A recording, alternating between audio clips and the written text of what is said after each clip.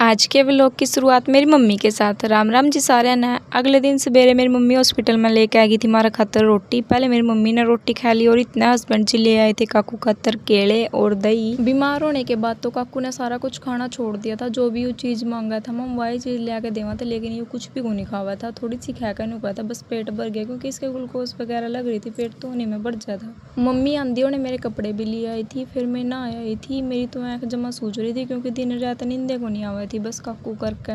फिर काकू तो थोड़ी देर सो गया था। पहले हस्बैंड जी ने रोटी खा ली और फिर मैंने खा ली थी। शाम जी ने काकू के हाथ मुंह धो के इसके कपड़े चेंज कर दिए थे।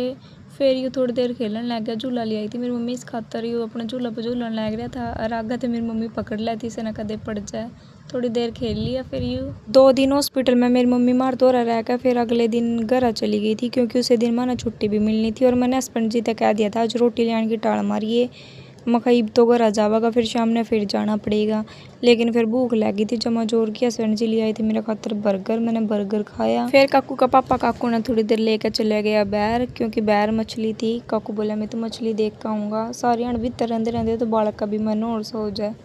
मैं चल थोड़ी देर बाहर ले जा, खुश हो जाएगा। फिर इसने मछली देखी और फिर मानो छुट्टी मिल गई थी। शाम ने 5 बजे से आ गए थे मामू घर आने के बाद देखा जो कि घर की हालत हो रही थी जमा खराब। सारा को धूल धूल जमी पड़ी थी। बर्तन पे भी जानू मेरे बिना तो घर में कोई रंधा ही को नहीं है संभाल करने वाला। फिर मैंने स्लेब पे एक एक करके सारे बर्तन तारे। बर्तन तारने के बाद स्लेब बढ़िया डाल साफ करी और जो सी चीज का भी हाथ लाकर देखा उसे में इतनी इतनी धूल इतनी माटी जमी पड़ी जानू मेरे बिना तो इस घर की कोई सफाई ही नहीं रखता। अंदर कमरे की भी बेड की चादर चुदर चेंज कर दी थी और अंदर कमरे की सफाई करने के बाद फिर मैंने काट दी थी बाहर को झाड़ू काटने के बाद फिर मैंने मार दिया था पोछा। चाहे कितनी भी आंधी है जो भाई, लेकिन जब तक पोछा नहीं लगता घर में जब तक तो घर सुथरा ही कौन लगता है। जड्डे की कुछ और बात होगा, गर्मियों में तो दिन में 2 बार पोछा मार लियो। मैंने स्लेब पे साफ सुथरा कपड़ा बिछा दिया था। कपड़ा बिछाने के बाद फिर मैंने सारे बर्तन धो दिए थे और बर्तनों का पानी बढ़िया डाल सूखने के बाद फिर मैंने एक एक करके सारे बर्तन स्लेब पर लगा दिए। देखो भाई साफ सफाई करी हुई तो अच्छी लग गए।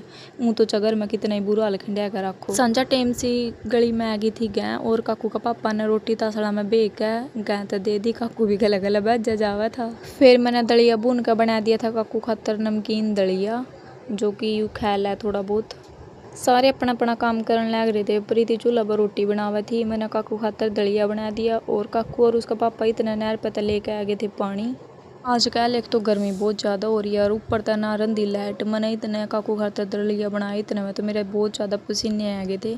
काकू का दलिया बन के हो गया था तैयार। फिर मैंने थाली में गल के कर लिया ठंडा और काकू तक खुआ दिया।